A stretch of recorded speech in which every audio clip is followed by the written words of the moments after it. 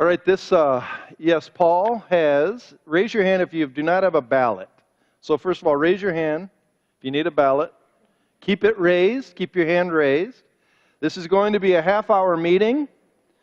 The first 15 minutes, I have been tasked to kind of give us a little overview of where we've been and then where we're going, and then we're going to have Dave come on up and then present some of the agenda items on the ballot, where we'll have questions, answers, and open for any comments.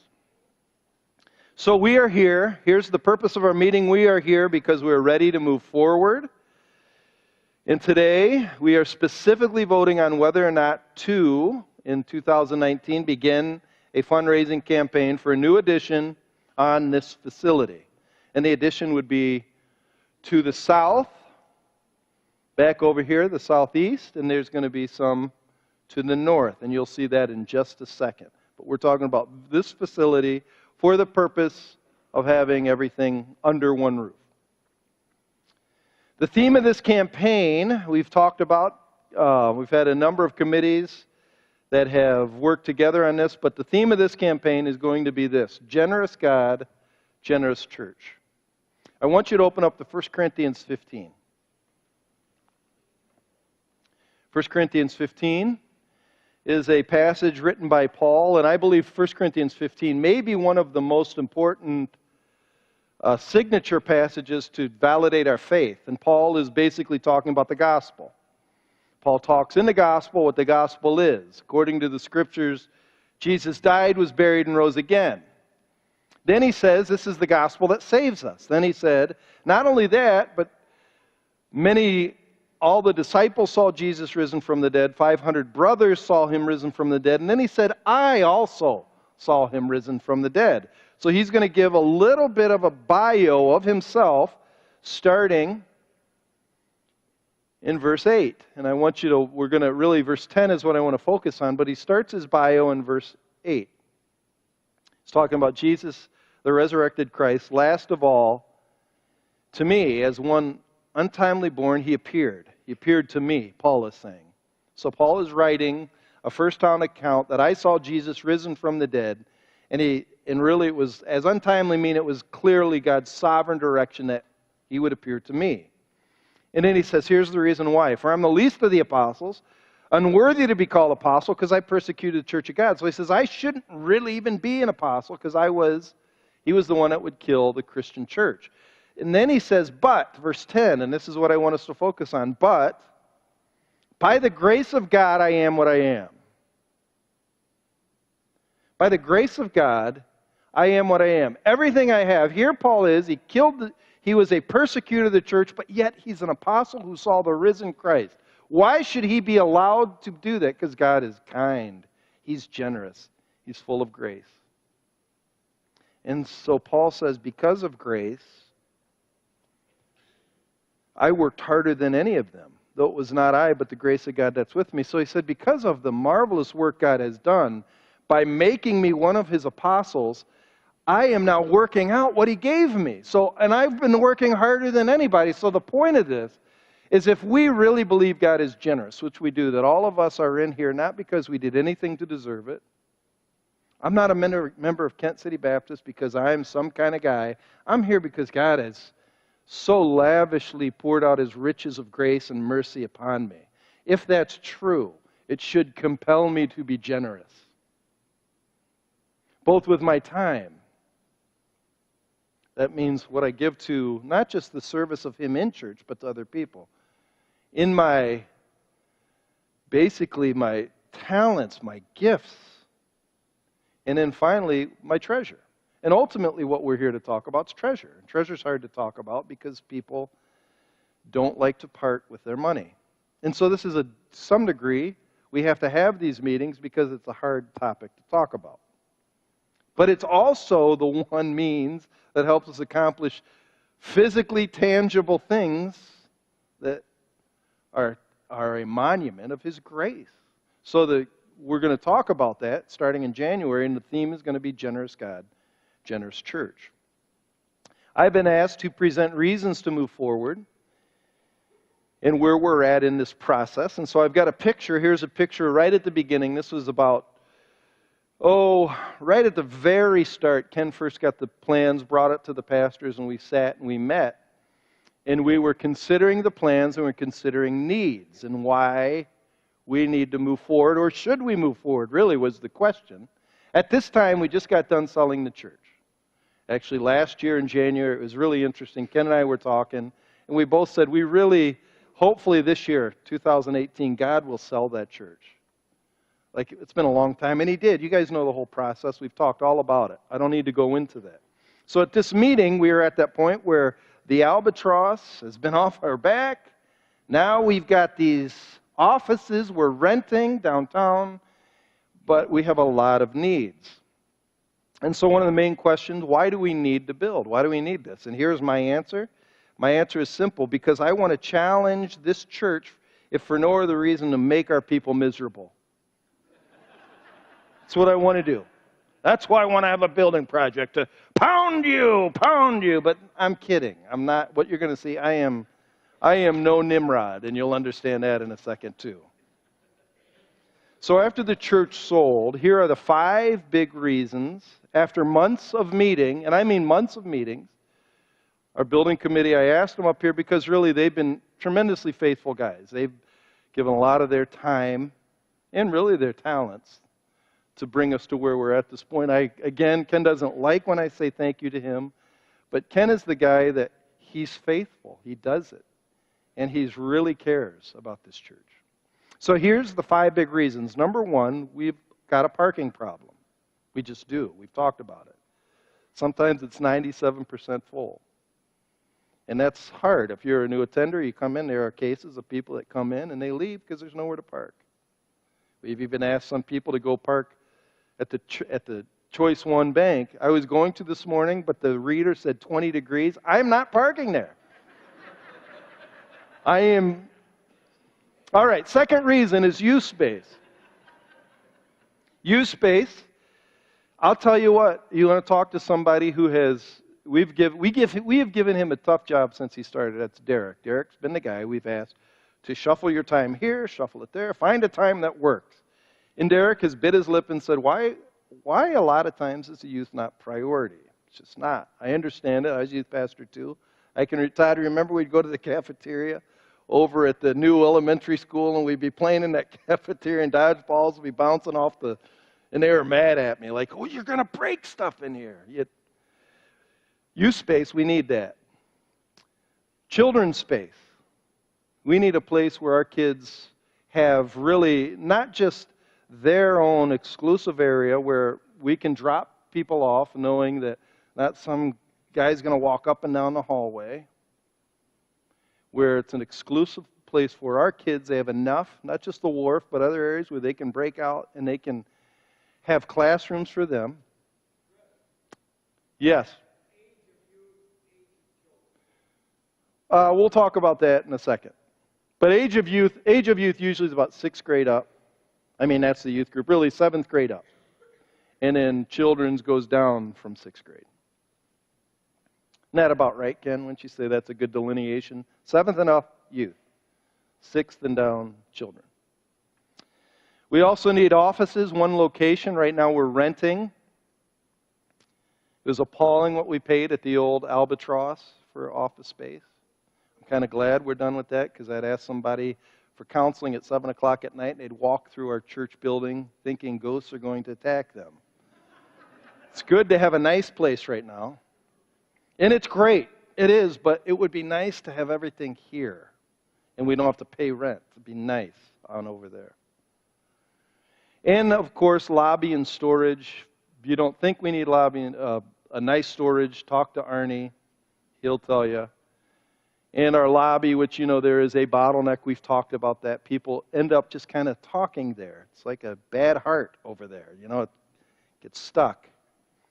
And really, truthfully, the way it's set up is when everybody enters over there for some reason, a majority, 80%, and it's just not conducive look at all of you over there. It's just not good, especially if you come dropping off your little kid with all these people, laughing about their fantasy football. I don't want my kid around there. So That's our 5 needs. Let me show you where we're at right now, and you'll see what I'm talking about. This is our location presently. That's, what would you say, Ken? Is it like on a good day, Arnie, is about 95% full on a good Sunday? So our parking's limited. This is where we're at now. Go to the next slide. This is as you see it now. So really, if you look on the bottom right there, that's the wharf. That's really meant, it was originally meant to be offices. It's now used for kids' programs, wharf, large room. And you go up there, you got 2s and 3s and kindergarten, and really we have no adult room for adults. And then if you looked at yellow right to, you go that, these are the 2 doors. This is supposed to really be the main entrance, but that became the main entrance. Everybody goes up there, gets caught in that little artery right there. That's where it gets clogged. That's why we need to get a balloon, angioplasty, that thing. So then you go to the next slide. This is our ultimate dream. So we had a big question and answer of a lot of people that, what do we want? So this is a what do we want? It'd be great to have, there's 3-phase plan. Phase 1 will be what we're going to propose today. Phase 2 is this new auditorium, seats 1,000 people, where it's exclusively, in a very good acoustically designed place, so it's not like a gymnasium where sound bounces off. I mean, that's ultimately what Jared drools for. I mean, when he sees that's all he sees, I'm with him. Then, they have a nice adult wing. That would be phase 3. If you link that kids wing and adult wing, that'll be a nice meeting room, all of that. And then phase 1 really is what we're going to talk about today, because phase 1 meets the big 5. It'll be financially challenging, but I think reachable. This whole thing we can't do. That would be, to me, unwise. And as a leadership team, we can't do that for you, because we're not the federal government. I won't get into that. Anyhow, so here's what we're proposing. This is the proposed phase 1 site plan. You have, if you notice, going to more parking spaces on the bottom. That would offer 150 new parking spaces. Is that right, Arnie? About 150. And then you go in, and if you notice, this would be this side of the building over here, a youth wing, a youth building. If you cut this in half and add one, be like that over there, 22-foot ceilings. It'll be for youth and multi-purpose, 22-foot ceilings of a stage, classrooms. You go up to the top. There will be an exclusive wing for children. That would be in the north up there, where it will be. You can drop your kid off. There will be a barrier, so you can't get past that barrier if you don't have a kid. And then there will be storage down over here on the southeast side with an overhead door, so you can pull in and you can bring larger things in that way. And it will have an expanded commons, which we'll show you. Go to the next slide. So this is going to be this expanded. So you have up here, you have the commons. That means you pull in, you go in, and it's not just that right there, that meeting room, but it'll be expanded. So you could actually use that for other classrooms. It'll have windows opened outside, so it will breathe life into there. You go to the right, there will be some bathrooms, and then go a little bit more, you'll go up to the youth and the multi-purpose room that's have a stage. You go all the way back, or storage. If you go, there'll be a classroom at the very end of it, and then go around, the kitchen will be over there, so the traffic will come in that way. Actually, what you'll see, I'll show you at the very end, is the exterior hopefully will be inviting to call people over that way. So it will be more of a community feel. Then as you walk through, you go to the other side, though the wharf will become offices. With 6 offices, Kathy will have a room. There will be an adult meeting room in there. If you go right, those kids' rooms will be turned into mostly adult rooms. You have 2s and 3s, but then you go into the new exclusive wing will be a nursery. They'll have another wharf in there, and you can see in there 4 and 5s. It will be more. It will meet our needs. That's the point. Go to the next slide. Next slide. This is what the youth room looks like on the mezzanine floor. It will also have a balcony with 2 classrooms up there, and then that storage will be accessible, so you can walk in there and go to that storage. These plans meet all 5, but to get there, it will be a stretch. It will be a stretch for us all, which Dave will talk about in a minute. We'll have more specifics on financials, questions about the facilities, which you'll be able to ask. But I just want to go into one more part on my end. And I was asked by a number of people, very specifically, Pastor Chris, why do you want to move forward on this? What do you want? Does this get you excited? And they asked me because if you know me, if you've been around me, I am very careful not to make anything about me. I actually get the hives when you know, hey, this is Pastor Chris's church. That makes me ill. Makes me ill for a number of reasons. I don't want a lightning bolt to strike me. Because I'm not a top-down guy. I hate the idea. I loathe the idea of being top-down. And I don't want to be Nimrod, which will say I don't want to be the guy that drives people. Come on! Don't you care? You know. I remember going to old Baptist churches. Always seemed like the pastor's mad at me. I don't want to be that guy. I really don't want to be that guy. You might not believe that. Like there's some people that come in here and say, oh, you love that being up there preaching, don't you? You love it. No, really I don't. I just feel I'm called to do it because I love God and I want to tell people in a way that make you fall in love with them. Why am I the pastor? Because people recognize there's giftings that I have in leading. If you look at me before I was saved, I would be the guy sitting in the back. If you know temperament, I'm just kind of an otter. I just want to have a good time. But when I got saved, I realized, man, I got to do something. So why am I up here? Because I did some thinking. I did some soul searching, and here's what I want to tell you, if I can be honest. I really, really care about this church. I really do. I've been here for 22 years. I have raised 4 kids from young 5s in the school system to now I have 2 graduated, 1 more this year. So I care about this town. I have done over 100 weddings. I have done even more funerals. I've counted. I've got them all in my files. I've done a lot. I've seen a lot of godly people from this church who have given their lives to this place, and I have done some of their memorial services, and I thank God for them. And I will say this about me: I want you guys to love coming to this place. So I don't want to. I'm not scared about talking about money. What I get scared about is people conceiving ill motives behind leadership. That's always terrifying to me. Oh, that leader. Because we do that with our government. We always think our government is wicked. And I think when you ask people to give money, how dare them ask for my money? Why do they want it? Those grubby-handed leaders. Out! Cut off their head, like kind of the Queen of Hearts, you know? That scares me. And I told you guys that earlier. But here's how I see church. This is why I'm excited. I see church like a big oak tree in the backyard of a family. It is alive. A tree is a living organism, but it's physical. It's sturdy. It's there. It's real. Kids play on it. You get shade from it, drinking your lemonade. Families take their family pictures by it.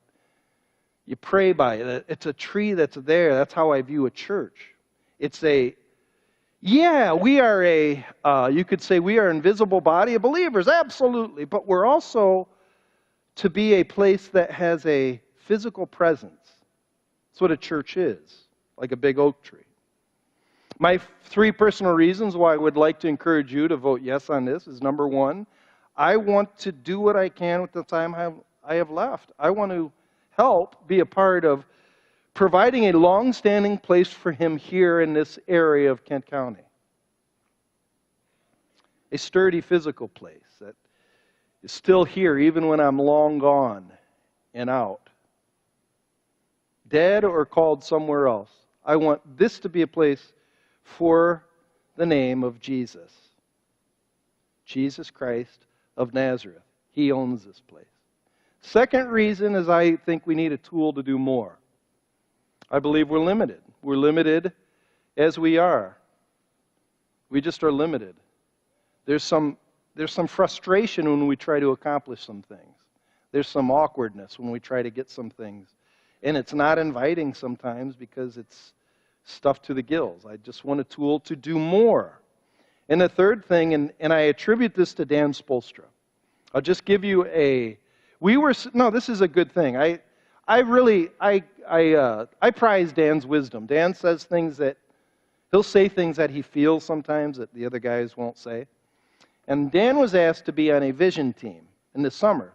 Greg was on the vision team, and we were talking about who we want to be as a church. And Dan said, here's what I would like to be. I want to be a community hub, a place the people in the community just would love to come, where life happens, where there's grace given, healing, and people feel accepted. That's what I want to establish. I'm like, that's exactly it. I want a place where people say, hey, Kent City is here for you, for this town, for the person who needs a refuge. I want to show you a picture I think is kind of compelling to me. This is what the artist's rendition, the architect's rendition of the outside of the building is going to look like in a new entrance. Go ahead and hit it. So this will be the new parking up here. It looks like there's only 2 parking spots, but they cut it off. There's going to be a lot more than that. Like either that's a giant car or there's not many. No, there's going to be 150 parking spots, but this will be where the new youth wing is. They have those windows on the south side bringing the sun in. You go in through there, and that whole new commons is going to be ceiling to floor windows to let the freshness and the aliveness come in. Sometimes the architect would say, imagine you're driving on M37 and it's dark out, but you look over and you see lights coming out and there's life. To me, the idea is, and even like some people don't like the picture of those nice umbrellas up there and stuff, but I think it'd be cool if you come in and people are just out there talking, and this is a place where you are accepted. This isn't a fortress where we got the doors closed and locked. Don't come in here, because we preach the gospel in here. I want a place where you're accepted. We've got a Savior that loves you. Come on in. Come on in. I love this verse. This is in David's Psalm. Says, I love the house where you live, O Lord, the place where your glory dwells. And I know theologians are going to say, well, you're talking about the tabernacle where the Shekinah glory was, and that's not talking about a building and a church. I know that. But there is something about a permanent place where people gather and His presence is alive, and I love being here. There's some contradictions. Yeah, but why don't we just take the money that we could raise and give Bibles to Africa? Are you doing it now? All those kind of speculations always drive me crazy. If I just win a lottery, I'll begin tithing. No, you won't. If you're not doing it now, you won't. Well, we could have meetings in our houses instead of having it here. Are you doing it now? If we didn't have a place that you can come and meet, will you do it on your own? One of the reasons why we have buildings is because people don't do it on their own. But also because people need each other. They need to gather together as the day is approaching to encourage one another onto love and good works. I want to end with a short story, and then I'm inviting Dave up. My short story is very simple. Before I was senior pastor, they asked me to consider it in the old church. And we were halfway through asking for money, and it stopped. We stopped giving. But there's a lot of money already raised, and I knew we had to keep asking. And I said to the deacons, I believe if you ask me to be pastor, we've got to re-spark the giving for the building program, to have a fundraising campaign. I said, but it's going to be hard. But I said, here's the deal. If you guys vote me in, I'm going to go for it. But I want to know something. If I begin talking about the fundraising program, will you be behind me? Will you back me? And at that time, the Lord of the Rings came out, and Frodo was going to take the ring to Mordor. And I said, will you guys be my fellowship? I'll take the ring to Mordor. But will you gather around me? In a way, what he's going to present, there's going to be somewhat a sticker shock. There always is. But the question is, I believe in this. Will you gather around me as I go to Mordor? And it will be a blast. It'll be fun.